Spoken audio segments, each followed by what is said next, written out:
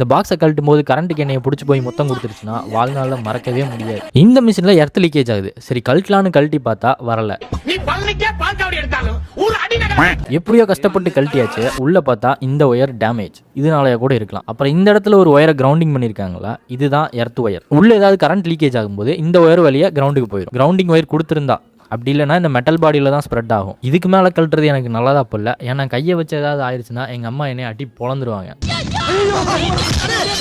அப்புறம் எல்லாத்தையும் இருந்த மாதிரி அசம்பிள் பண்ணிட்டு ஒர்க் ஆகுதான்னு செக் பண்ணேன். பரவாயில்ல, நல்லாவே ஒர்க் ஆகுது. அப்புறம் இந்த பாக்ஸை கழட்டினா இதுதான் எர்த் ஒயர். இது வழியாக தான் லீக்கேஜ் ஆன கரண்ட் கிரவுண்டுக்கு போகும். இப்படி கிரவுண்டிங் பண்ணியிருப்பாங்க. அது வழியே லீக்கேஜ் ஆன கரண்ட் போயிடும். ஏன்டா கரண்ட் ஆஃப் பண்ணி வச்சுட்டு இருட்டுக்குள்ளே வீடியோ எடுக்கிறேன்னு கேட்காதீங்க.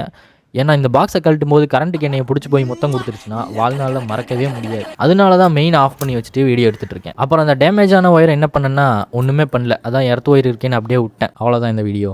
நன்றி. எங்கேயா இருந்த இவ்வளவு நாளா? உன்ன மாதிரி ஒருத்தனை தாயா நான் தேடிட்டு இருந்தேன்.